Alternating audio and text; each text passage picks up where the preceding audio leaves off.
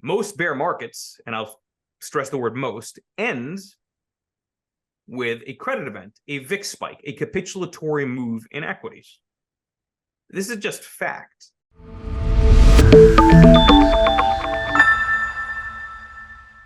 Hi, and welcome to Wealthion. I'm James Conner. And before we get on with our episode, I want to remind you to tune into Wealthion this Friday, December the 1st at 11 a.m. Eastern Time for our new live call-in series called Speak Up with Anthony Scaramucci. Yes, the Mooch is now on Wealthion, and this is your chance to speak to him live and ask him anything about politics, the financial markets, the global economy. All you have to do is go to wealthion.com/Ask Anthony to submit your questions and to get further details. Once again, this Friday, December the 1st at 11 a.m. Eastern. I'm going to be there, and I hope to see you also. Hi, and welcome to Wealthion. I'm James Conner, and I'm with Bloor Street Capital, and we have a YouTube channel of the same name, which is focused on resources and how they can benefit your portfolio. 2023 has been a challenging year to most investors, and one of the things we try to do at Wealthion is provide you with information and insights from our guest speakers and how they are managing during these challenging times. Today, my guest is Michael Gayed, and Michael is a portfolio manager at Tidal Financial Group, which is an asset manager based in New York and manages just over $8 billion in assets. Michael is also the editor of the League Leg Report and is also very active on X Spaces, formerly known as Twitter Spaces. Michael, thank you very much for joining us today. In early 2023, many people were calling for a recession and a year of pain, and now here we are at or near the end of the year, and we still have a war in the Ukraine. We have conflict in the Middle East, and yet the S&P is up 15% on the year. The Nasdaq is up 30% on the year. And in fact, some of the indices are close to all-time highs. But how do you explain this upward move in the equity markets in spite of all this negativity? Well, first of all, I'd argue that both bulls and bears have been right this year. Look, last year was, I'd argue, an anomalous year in the way that treasuries interacted with equities. I keep going back to, yeah, you can argue that anybody could have seen that bonds would sell off with stocks, but could you have said that that would happen while credit spreads would stay tight? And most people wouldn't have been able to say that would be the case. This year has been perhaps one of the most deceptive years in stock market history, in that it looks like a new bull market. You look at the Nasdaq, you look at the S&P, big move. But as I've noted on X before, roughly 63% of the Russell 3000 after inflation is negative in a pre-election year. Now, usually pre-election years are the strongest of the cycle. This is just fact when you look at it historically. The reasoning for that has to do with stimulus. The existing party wants to stay in power. What do? They stimulate the year before the election. And then people, of course, vote based on their pockets and recency bias. Okay. That, on the one hand, looks like that's what's played out when you look at, again, large cap tech in particular, Magnificent Seven, market cap weighted averages. But most things beneath the surface haven't really done all that much. Small caps have been in a volatile sideways trade. European stocks look awful. Emerging markets have gone nowhere. The reality is breadth has been horrendous, not consistent with this bull market narrative. So I'd argue that all the negativity has actually been right. It just hasn't been right in the large cap S&P market cap weighted type averages, right? Which goes back to why I keep saying this has been a very deceptive year. A healthy bull market should result in a rising tide lifting all boats. When a rising tide does not lift all boats, everybody drowns. When you have this type of concentration in a select number of stocks driving momentum, that tends to mark the beginning of a bear market. The beginning of a bear market. It happened in 1999, 2000, prior to the tech wreck. It happened in 2021, when large caps were the only game in town and small caps started weakening around February. So, yeah, it's been a challenging year because, as you know, it's hard to beat the S&P when it's the only game in town. And now it's not even about it being the only game in town. It's only 7 stocks that are the only game in town. So let me take the opposing view to that argument and say, because the stock market is a discounting mechanism, do you think the market's looking ahead and saying that the economy is okay and we're going to come out of this recession if we are in fact in a recession? Do you think the market's telling us that the economy is improving? So this is actually an interesting, I think, thought experiment. Okay, it's really I answer the question with a different question, which is the S&P a discounting mechanism of the future anymore? Okay, now since 2012, you've had a tremendous amount of auto buys that happen into 401k plans, a portion of incomes automatically going into basically Vanguard type large cap, market cap weighted funds. Just automated flows, right? Buys from that perspective. I'd argue that doesn't make the S&P 500 a discounting mechanism in the future anymore. I'd argue it makes it more coincident, more based on the present, because there's a direct link there. The more employment there is, the more buys there are into large cap weighted averages. I'd argue that actually that small caps and mid caps, more small caps, are more a reflection of the future state of the economy, because small caps are the equivalent of small businesses, which drive the economy. Small caps are the tell on consumer strength. They're the tell on a healthy financial system. They're tell on employment. So I would caution under this idea that the S&P is a discounting mechanism of the future. I think now the S&P is more of a driver of the wealth in the country at the margin because of those auto bids, rather than a reflection of expectations. It can't be a reflection of expectations when you have automatic flows happening, independent of thought, right? Now, from that standpoint, look, I've been on this credit event kick, right, for some time, not because I'm a perma bear, right? I was very bullish in October of last year, screaming melt up. I got the same kind of vitriol on X that I'm getting now. I said this would be a melt-up year because it's a pre-election year, but that there will be a credit event down the line because we just went through the fastest rate hike cycle in history. And the effects of those rate hikes start to happen now. I thought you would have credit spreads widening aggressively towards the end of the year. Obviously, it didn't happen. The credit event was actually treasuries, which we can touch on. But then, why is it that small caps haven't done that well? Because they're expecting a credit event. How else can you explain the vast majority of stocks which are operating on high leverage and razor thin margins not performing in what is supposed to be the strongest year of the presidential cycle, again, the pre-election year? How can you explain that? Where small caps doing this poorly on a relative basis? The simplest answer is the right one. Because higher rates are doing what they're supposed to do. They're causing stress. They're causing concern. They're causing a discounting of a much more difficult future going forward. So, Michael, you brought up the potential credit event. And so let's discuss the bond market right now. We currently have an inverted yield curve. The short end is higher than the long end. And in a normal environment with a normal yield curve, the long end would be higher than the short end. But as you mentioned, you've been very vocal on X. I always want to say Twitter, but on X, about this potential credit event. Maybe you can just elaborate on that. And what exactly would this credit event be, and how would it manifest itself? Okay, let me take a step back and just talk broad thesis, right? And it's a little hard to talk about without visualizing, but when you look at the top 20 drawdowns for the S&P 500 going back to 1961, biggest peak to trough declines, and you look at how the S&P did during those drawdowns relative to how long duration treasuries, the so-called quintessential safe haven asset, the pristine asset, how did treasuries perform during those major drawdowns for equities? You find a couple of interesting dynamics. One is, in 10 out of the 20 biggest declines for the S&P 500, treasuries made money. They countered the decline in equities. By the way, that includes in instances prior to Volcker, prior to the early 80s. So the argument that treasuries are a safe haven because of the 40-year bond bull market is just not true. I can show you instances from the 70s and the 60s where treasuries made money while stocks were going down. Okay. 9 out of the 20 biggest declines for the S&P, treasuries lost money, but they lost a lot less, which is fine from a portfolio construction perspective. Last year was the only time in history treasuries lost more money than stocks in a major drawdown for stocks for the S&P 500. So anybody looking at those stats would say, okay, well, that was the one time that treasuries, in quotes, failed. But they're missing what it is that treasuries hedge against. Treasuries are not a hedge to the stock market. Treasuries are a hedge to credit spreads, to volatility.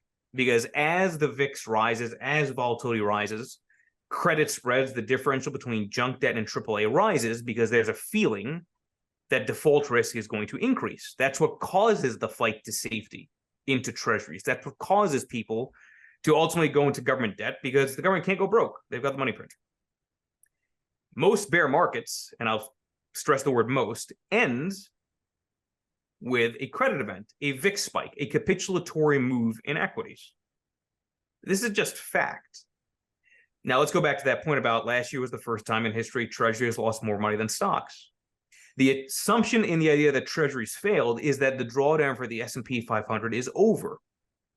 At least as of this conversation, we're still in the drawdown. We haven't taken out the prior peak. So we're still in the drawdown. We're still prior to that peak. What if the October low of last year was not it? If the October low of last year was not the low, if we were to break it at some point, which I think could happen with that credit event, that VIX spike, that repricing of default risk in the bond market, then you break that October low even slightly for the S&P.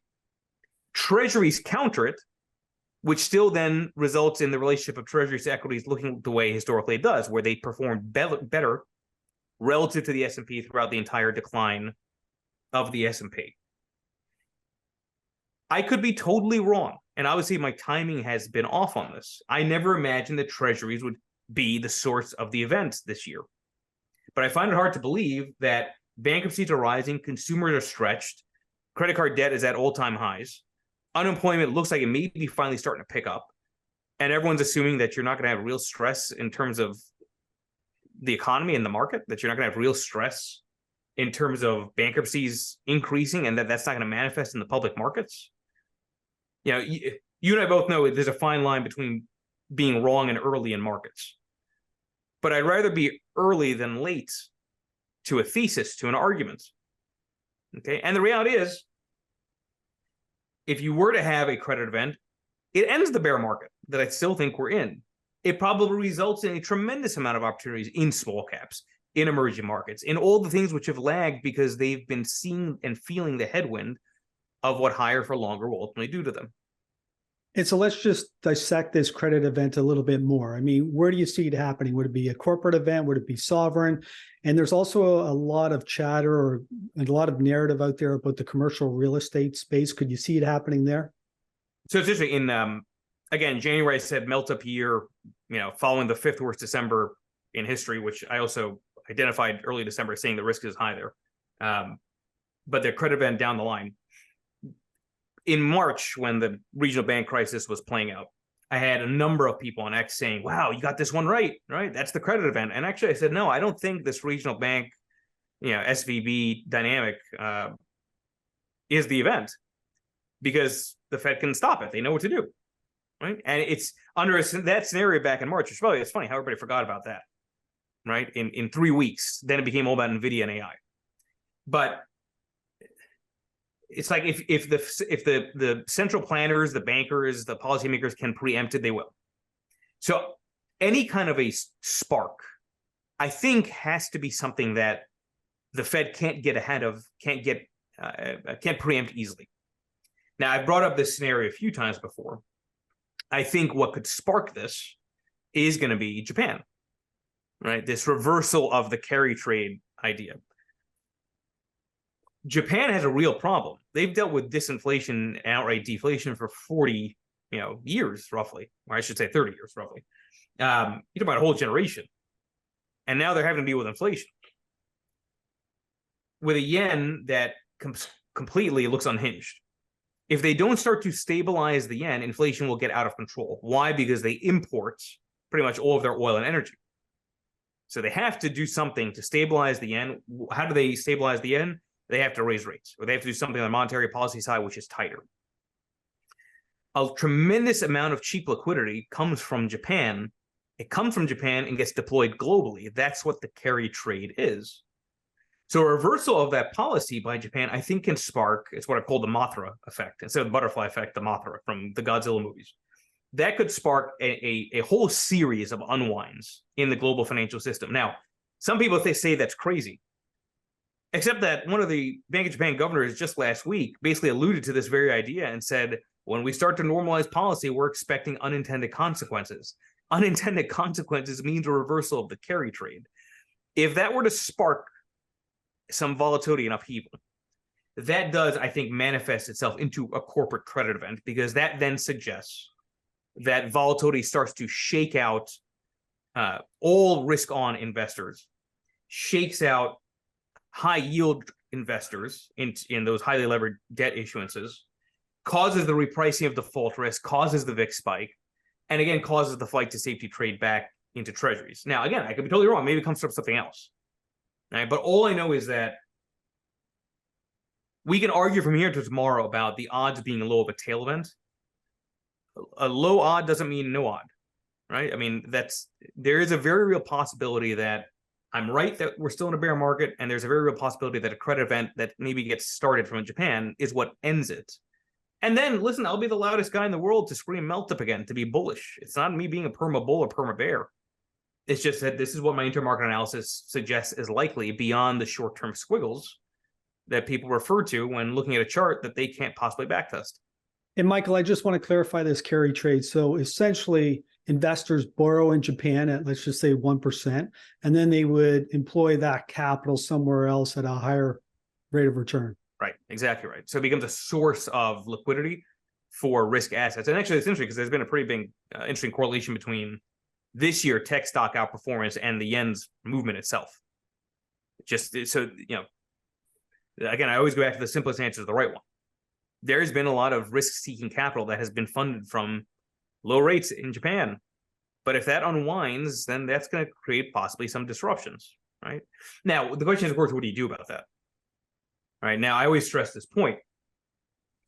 I am not a fan of shorting because I've done backtests on it. It doesn't work over time. I'm not a fan of cash tactically because that's market timing. Cash does not allow you to be wrong in your timing, but still make money. Okay, yeah, there's some yield now, but it's not going to be really enough from a compounding perspective. Versus duration, where you might have a chance at making some outsized returns for a moment in time. Shorting doesn't work because if you're wrong, you lose money one for one with the market.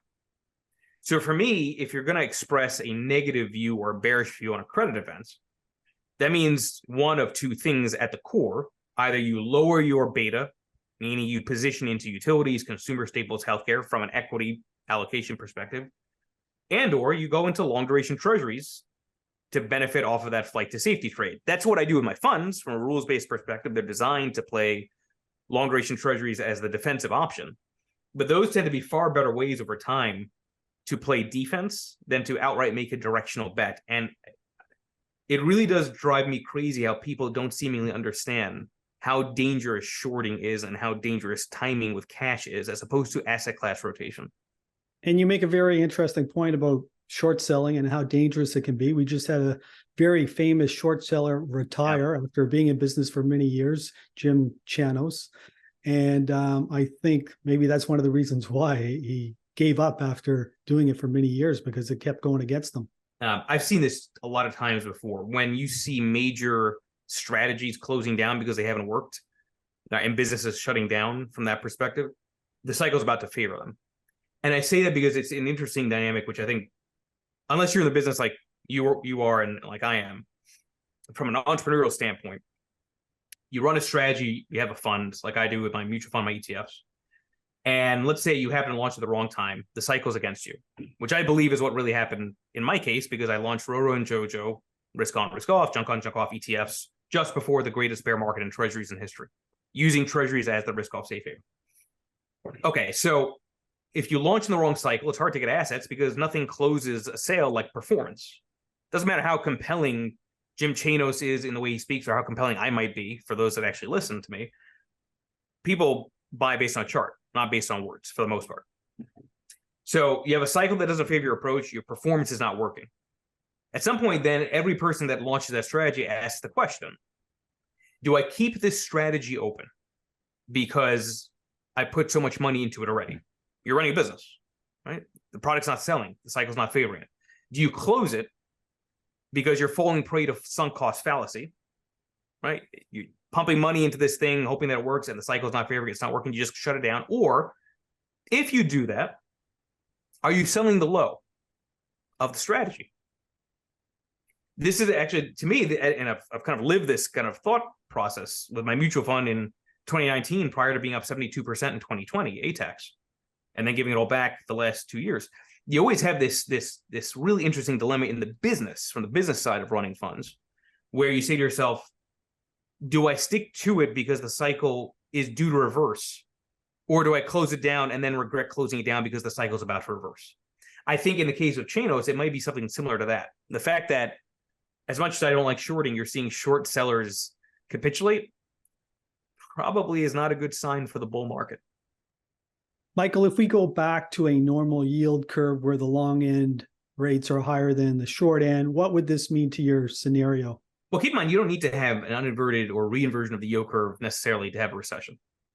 I mean, Japan has shown that, right, for many years. I guess it depends on the reasoning for the initial uninversion, right? Because to your point, we've reinverted, right? It looks like we're about to uninvert, and then we got back into the reinversion stage. Usually recessions happen as the uninversion finally takes place. But I have to say, we're in such a weird environment that it's like, who really knows, how this ends up playing out? Because, again, rising tide has not lifted all boats. Co-movements have not reacted according to history, at least not yet. I think that the longer the inversion takes place, the more at risk the banking system ends up being, right? Because there's no incentive to lend. And at some point, that credit contraction becomes very real and does impact things pretty aggressively. And I myself am of the mindset that the Fed probably did over-tighten, which probably results in the short end at some point lowering and then causing the uninversion finally on the yield curve.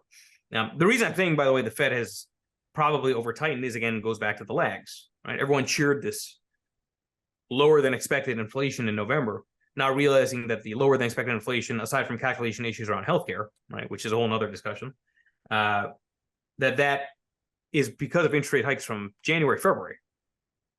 That's how these lags work, the delays work, right? Meanwhile, oil has fallen off a cliff, largely commodities, right? The cost push side of commodity side is not telling you inflation is going to be a problem, at least now. Demand pull we'll see with Black Friday and holiday sales, but retailer stocks are telling you there's not an expectation that consumers will be strong. So if the Fed over tighten, whatever inversion there is here is not going to mean anything, because the Fed probably then did what it always does, which is overdo it and act too late. So you touched on oil. Let's go there and discuss that now, because this is another commodity where we've seen a lot of volatility this year. And despite of what's going on in the Middle East, oil keeps drifting lower. It's gone from 95 to 75 in a very short period of time. And I'm just curious to hear what your thoughts on that are, because typically that would indicate we have a weakening economy. Yeah, and I get there are seasonality aspects to this too. But seasonality aspects relative to a war premium it's kind of strange to see this sell-off. Although I myself said I don't think the move higher in oil will last, even with the Israel Hamas dynamics that are at play. I think you hit it on the head, right? It's like oil is a driver and a signal of inflation. So the fact that oil is dropping probably tells you the demand side is going to be challenged. I think it's not just oil. There's other commodities which are also giving kind of the same messaging here. So I don't think this is, again, I recognize my timeline has obviously been wrong, but I still think the conditions are there for that credit event spread blowout, and that would happen with a slowing economy anyway, right? So I think all that is consistent. Now, it's not like every time you have a massive decline in oil, you have a recession, but just most recessions tend to be preceded by a massive decline in oil. We can debate whether it's massive in quotes, but if it turns out to be far worse than what we've already seen, to me, that's more of a warning sign, again, that it's still raining outside and that everyone's being distracted by the AI narrative, the NVIDIA, hype, the mania that's still there, which a lot of people are making money in, but I keep going back to you can make a lot of money in manias. The question is, can you keep it? You cannot disregard the backdrop that all of these dynamics are telling you about. And this is the other thing, too. It's whatever viewpoint I have is based on looking at intermarket relationships. I'm looking at all these different charts, all these different intermarket movements. This is what the market itself, I believe, is screaming. Not a single stock, right? The multiple relationships that weave that tell you the picture, the mosaic of the way things are shaping up. That picture looks pretty ugly still. Again, could be totally wrong. I mean, listen, how many times are you and I wrong slowing down entering a store when we're driving? We never regret it because you don't want to have the accident. So as you mentioned, we have a number of disconnects in these markets. So let's just examine them all and try to summarize where this market might be going in 2024. We just discussed oil. We've had a major pullback there, and that would indicate a slowing economy. We also discussed the inverted yield curve, and that would also indicate a looming recession. But then we have equity markets. The S&P and the Nasdaq have been very strong, not too far away from all-time highs, but you made mention of the fact that the Russell, which represents a lot of smaller companies, has been very weak. I believe it's down on the year. But when you look at all of these elements, how do you make sense of it? I think it's interesting that the Pareto principle has a Pareto principle within it. The 80-20 rule has now, even within that 80-20 has another 80-20. In other words, what's happening is that we are seeing so much concentration of wealth, so much of a disparity between rich and poor, that we're also now seeing it between large caps and everything else. I often wonder if what we're seeing here is a bigger affliction about where we are as a society, because all momentum is just going to a smaller and smaller number of large players, while other companies and individuals are getting left out. There's something I think broken in the transmission mechanism. It's a bigger sort of almost maybe philosophical thought experiment, right? As to what is this telling you? To me, it's telling us that we're, one, not only probably still in a bear market, but that the structure of the economy isn't sound, right? Like at all, in terms of the way money is flowing, in terms of what it's being favoring, the Cantillon effect that happens from those that are closest to the stimulus benefiting the most from it, while everybody else basically gets crumbs and inflation.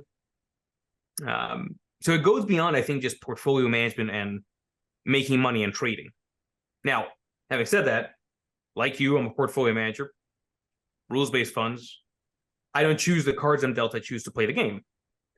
All right. And my funds are designed to run the way they run based on decades of research.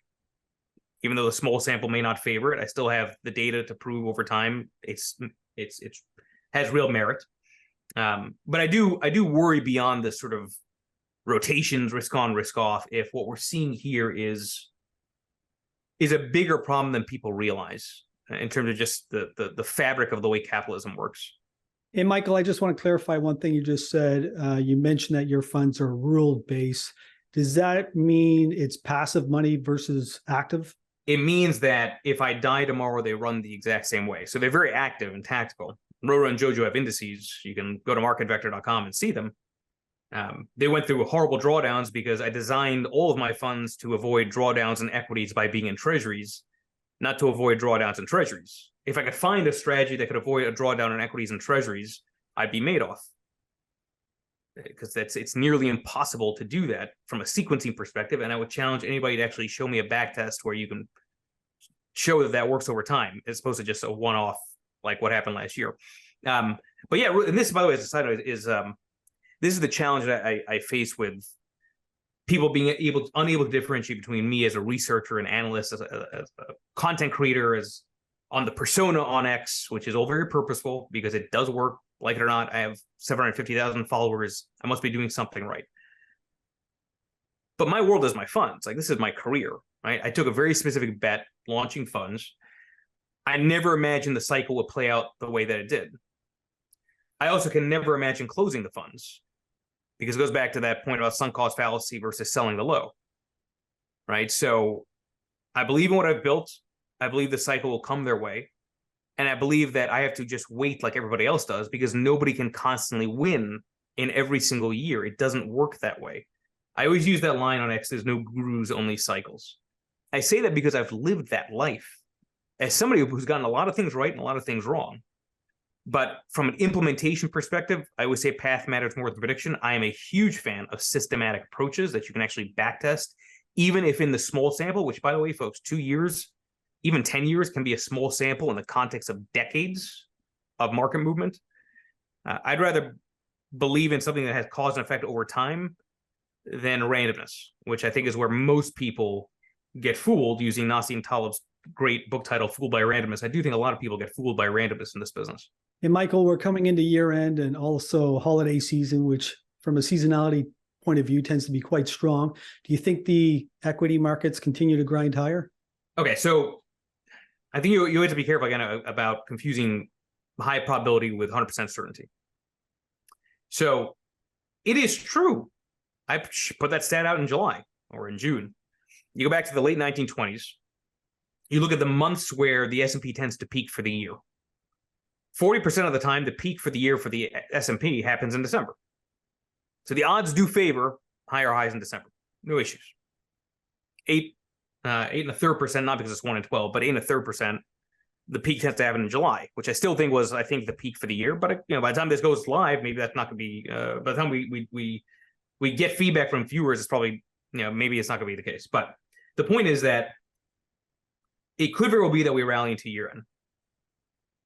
If you do, you would expect small caps to do the best because historically that is where the seasonality is strongest, which is one of the reasons I keep saying small caps hold the key. Right? Small caps should be, if you're in a real seasonal strong period, the real play into the end of year. Having said that, high probability is not 100% certainty. People somehow forget last year, 5th worst December in history. People somehow forget December 2018, Christmas Eve, when the Dow was down like 1,000 points. So we don't know, right? Except with hindsight. I think there's enough things to make people, I think there's enough things that could result in people being surprised. It seems like Santa may have come early with this move higher in the first couple of weeks of November into Thanksgiving. But I just wonder if the market is doing what it always does, which is suck in everybody at the exact wrong time and make the crowd think that it knows an unknowable future. Again, not something you can necessarily trade off of, except by maybe lowering your beta or going into treasuries as a defensive option. But I'd be cautious in assuming that the future is certain. So we have one more Fed meeting coming up in December. What's your take? Do they lift interest rates one more time or do they hold tight? They probably should, just to scare everybody, honestly. I mean, the thing is, one thing you need to have to really break inflation is you need to break housing. Well, it's hard to break housing if you have the wealth effect of stocks. Right? Mortgage rates are part of that, but I do think that one of the reasons that housing has not fallen, despite all my beliefs that it would, is because there's been this wealth effect from the S&P and people 401ks. So they say, you know what, I'm going to pay 7.5%, 8% on my mortgage rate, but at least my stock portfolio is doing well. So I'd actually argue maybe the Fed doesn't want to see stocks necessarily keep on rising, at least Magnificent Seven in particular, just because they want to probably cool off housing. So, maybe they should, even though I still think they've over tightened. But I always go back to the Fed as a follower, not a leader. The Fed will lower rates and pivot when credit spreads widen, in which case it'll be too late and the damage will already be done. So that remains the key. And we'll see. It's an election year. It's going to be really fascinating to see not just how financial markets work, but just in general what happens to sentiment following this huge dispersion. And again, the idea that a rising tide has not lifted all boats. And Michael, quite often when we have a shock to the market, it is something that nobody saw coming. And if you look at 08, 09, or even back in 2000 or 1987, these were all unknowns and they just happen all at once, right? Yeah. But you mentioned that possibly it could be a credit event coming from the carry trade in Japan. If there was one other event that would shock the market and take it lower significantly, what would it be? Again, I don't think it'd be from the financial sector, but it could still be something from China. It could still be, to your point about commercial real estate. I have some doubts about that because it's not a bulleted type of crisis in that sense. But to your point, it's like when the tinder is dry, anything can light the fire. So I get it. Everyone always wants to find the catalyst. And to your point, the catalyst is only known afterwards. And it's too late to do anything about it because it happens slowly, then all of a sudden. I've used that line before. In markets, nothing matters until it matters. And then when it matters, it's the only thing that matters. So we're in a very complex financial environment and world where everything's interconnected. So any number of butterflies flapping their wings, or in the case of Japan, moths flapping their wings, can create hurricane, right? My only point in stressing the credit event is it goes back to my bear market thesis. And it goes back to, I just believe that that's how you end this 2-year period of the most manic Fed monetary policy we've ever seen. And if I'm wrong, I'm wrong. Listen, you can be wrong and still make money. You can be right and still lose money.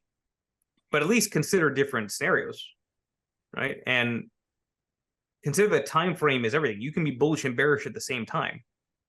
It just depends on when. Michael, as we wrap up, that was a very interesting discussion, and I want to thank you for spending time with us today. If somebody would like to learn more about you and your various funds and your lead leg report, where can they go? So the funds are separate from my research, but at lead leg report on pretty much all social media, X, YouTube, Instagram, Threads. The funds are at atacfunds.com. Again, the funds have not done well, but the reason is very clear, because they rely on treasuries as the risk-off safe haven, which probably means that they're now about to have their turn. Roto's actually done pretty well this year, all things considered. But I'm very accessible. I put a lot of content, I do podcasts all the time, spaces, as you mentioned. You can only control what you can control. So what I can control is the amount of content and quality of the content, as well as hopefully the comedic rigor with which I put that content out.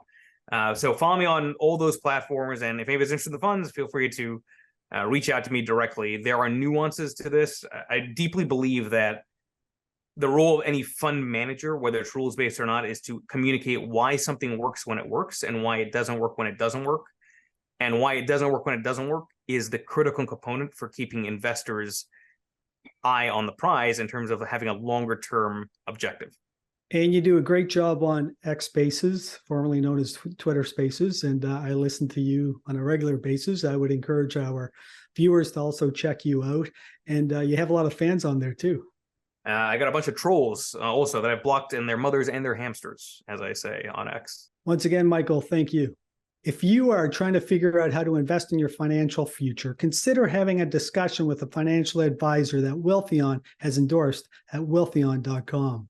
You can fill out the short form there, and there's no commitment to work with any of these advisors. It's a free service that Wealthion offers to everyone. Don't forget to subscribe to our channel and hit that notification button so you can be kept up to date. We have some amazing content coming out in the weeks, which will help you navigate these challenging times. If you have an interest in resources and how they can benefit your portfolio, check out my YouTube channel, Bloor Street Capital, where we discuss precious metals, battery metals, and uranium. Once again, thank you for your support, and we'll see you again soon.